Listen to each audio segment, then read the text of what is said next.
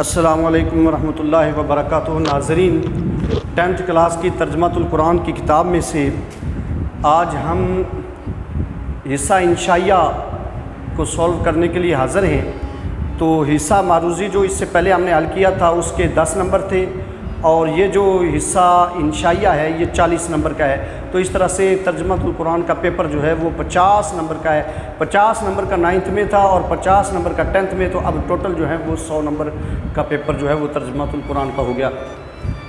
तो इसका सबसे ज़्यादा नंबर देने वाला जो सवाल है वो है कुरान करीम की आयत का तर्जुमा। तो चूँकि इसके सबसे ज़्यादा नंबर है तो इसलिए जो है वो हम इसको सबसे पहले जो है वो सॉल्व करेंगे और इसमें जो आयत दी गई हैं उनका तर्जुमा जो है वो हम लिख रहे हैं। तो वो तर्जुमा जो है वो समाप्त फरमाइए। ये 5 आयत उन्होंने दी हैं जिनमें से 3 का तर्जुमा लिखना है। हर आयत के 5 नंबर हैं, हर आयत के तर्जुमे के बाद मुहावरा तर्जुमे के 5 नंबर हैं। तो 3 तर्जुमे करने से, गोया कि 3 आयत का तर्जुमा करने से आपको 15 नंबर जो हैं वो मिलेंगे। तो चलते हैं। पहली आयत है, और तंगदस्ती के डर से अपने औलाद को कत्ल ना करो और हम ही उन्हें और तुम्हें रिस्क देते हैं। ज़ाहिरी और छुपी हुई बेहयाई के करीब ना जाओ और ना ही उस जान को जिसे अल्लाह ने हराम करार दिया है ना हक कत्ल करो।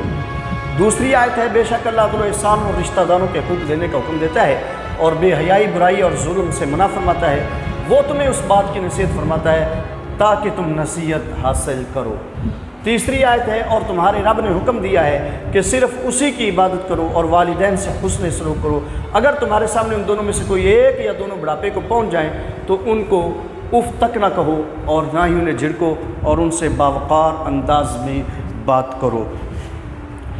चौथी आयत है, क्या तुमने ये ख्याल कर लिया कि असहाबे कहफ और रकीम यानी कतबे वाले हमारी अजीब निशानियों में से हैं। जब जवानों ने गार में पनाह ली तो कहने लगे हमारे रब हमें अपनी बारगाह से रहमत अता फरमा और हमारे मामले में हमें रहनुमाई अता फरमा।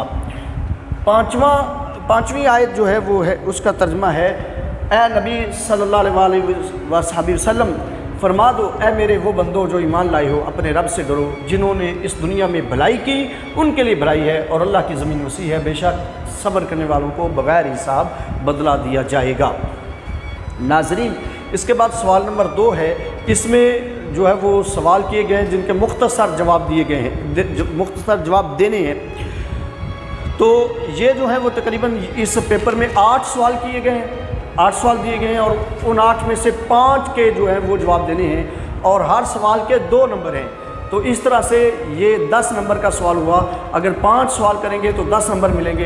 तो पहला सवाल जो है वो सूरतुल अनाम का मरकज़ी मौजू पूछा गया है। तो इसका मरकज़ी मौजू तौहीद, रिसालत, आखिरत और माशरती ज़िंदगी के अहकाम का बयान है। दूसरा सवाल सूरतुल मोमिनून में मोमिनों की 2 सिफ़ात बयान करें। तो वो 2 सिफ़ात जो बयान हुई हैं, आजिज़ इख्तियार करते हैं, अपनी नमाज़ों की हिफाजत करते हैं। तीसरा सवाल है, बुत परस्ती की तरदीद के 2 दलाइल बयान करें। तो जवाब है, रिस्क देने वाला, कानून और आंखों का मालिक, ज़िंदा को मुर्दा और मुर्दा को ज़िंदा से निकालने वाला और हर अमर की तदबीर करने वाला अल्लाह ही है। तो फिर बुतों की क्या हैसियत है कि उनकी इबादत की जाए। दावत दीन के 2 उसूल पूछे गए हैं। हिकमत और नसीहत के साथ दावत दी जाए, अगर बहस की ज़रूरत आ जाए तो अच्छे तरीके से बहस की जाए। वाक़या मेराज को बिल इख्तिसार मुख्तसर तरीके से बयान करने का सवाल किया गया है। तो वाक़या मेराज रात को पेश आया इंतहाई कलील वक्त में रसूलुल्लाह ख़त्म नबीय्यीन सल्लल्लाहु अलैहि वसल्लम को मस्जिद हराम से मस्जिद अक्सा और फिर ला मकान तक सैर करवाई गई। आपने तमाम अंबिया किराम अलैहिस्सलाम की इमामत करवाई और उनसे मुलाकात भी फरमाई। जन्नत, दोज़ख, अर्श और कुर्सी को भी देखा। छठा सवाल है, सूरत इब्राहीम का मुख्तसर तारुफ़ कराएँ। तो सूरत इब्राहीम कुरान पाक की 14वीं सूरत 13वें सिपारे में है, जिसकी 52 आयत और 7 रुकू हैं। ये मक्की सूरत है। अहले मक्का हर किस्म के शिर्क के बावजूद ख़ुद को इब्राहिमी कहते थे। इस सूरत में हज़रत इब्राहीम अलैहिस्सलाम के अफ़कार व अमाल को उजागर करके उनके अक़ायद के ज़िमन में इस्लामी अक़ायद की वजाहत बयान की गई है। पूछा गया कि सूरत हूद में कौम को किस चीज़ का हुक्म दिया गया। तो कौम को इस्तिग़फ़ार करने और तौबा करने का हुक्म दिया गया।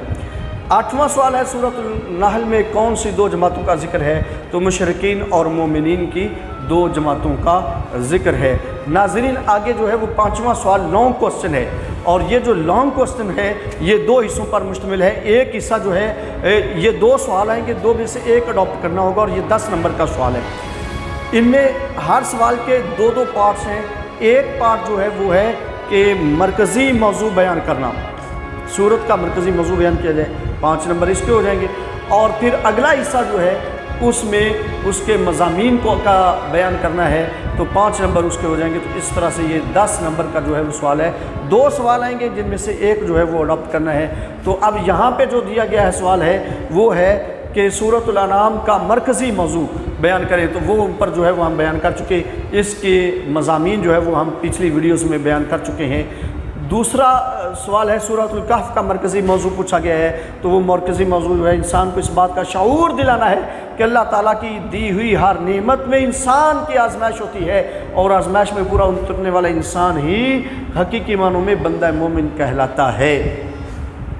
और इसके मज़ामीन जो हैं वो भी हम पीछे वीडियोस में बयान कर चुके हैं। नाजरीन, तरतीब के लिहाज से तीसरा और चूँकि सबसे कम नंबर वाला सवाल है इसलिए हमने उसको आखिर में रखा है। वो है कि अल्फाज दिए गए हैं, 8 अल्फाज दिए गए हैं जिनमें से 5 के मानी बताने हैं। तो हर लफ्ज़ का एक माना है, 1 नंबर है हर लफ्ज़ का।